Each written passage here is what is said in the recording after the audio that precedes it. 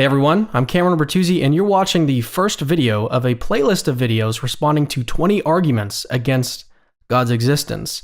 If you want the link to the playlist, just check the description. Here is the first argument.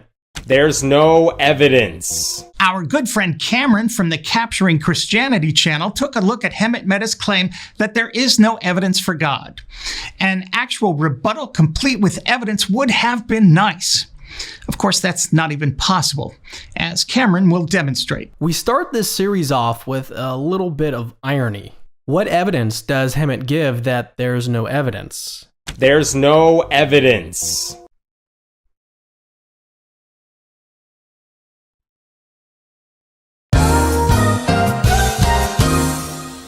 Saying there's no evidence is not the same thing as showing there's no evidence. The real irony here is that this is exactly what Cameron will do over the course of his video. He will show us that there is no evidence for God over and over and over again. A proper rebuttal to someone who says that there's no evidence for your belief in X, Y, or Z is to show them the evidence, which never happens in Cameron's video. Do you know why? Because there's no evidence. To paraphrase Cameron, saying there's evidence is not the same thing as showing there's evidence. And arguments for God's existence made by whomever are not evidence for God's existence. That's why we have the two different words, arguments and evidence. All Cameron offers in his video are arguments, clearly not understanding the difference. To put it as simply as I can in hopes that Cameron and people like him will understand, arguments are not evidence because arguments, however rational and seemingly evident, can and have been dead wrong.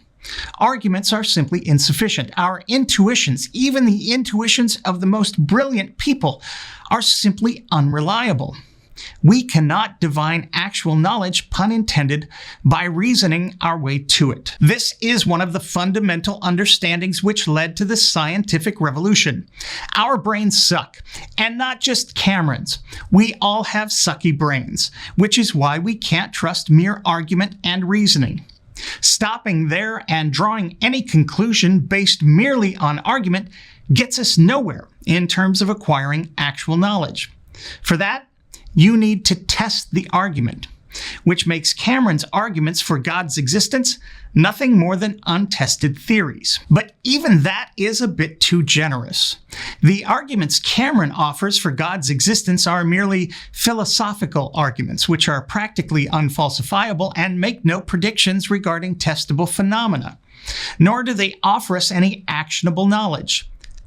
None. Theories, the kind we pursue in science, are both falsifiable and make predictions about events and interactions we can observe. After which we acquire actionable knowledge we can do things with, like put a man on the moon or cure a disease.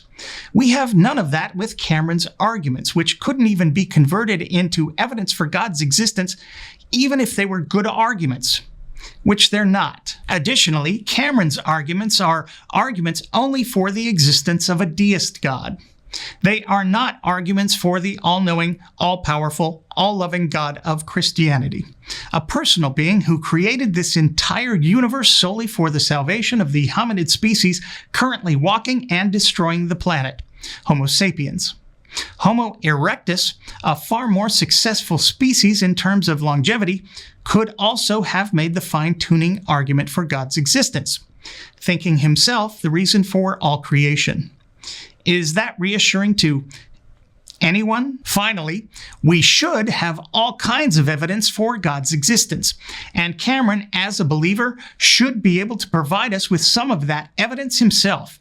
According to Jesus, Cameron should be able to move mountains and trees with just the tiniest bit of faith. He should be able to come together with other Christians, ask for something, and have Jesus provide it.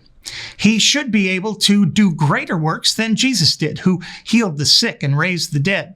Cameron should be able to drink deadly poison and be unharmed. These things would be evidence of Cameron's connection to a supernatural being, none of which would be anything but a cakewalk for the all-powerful creator of the universe and everything in it. This evidence should be all around us. This is what the Bible tells us. So if theism can be dismissed that quickly, I mean, so can this first argument. No. Without any actual evidence, theism dismisses itself. I think that was Hemmett's point. The God claim doesn't even warrant our consideration without evidence. It's an extraordinary claim about the existence of everything and everyone.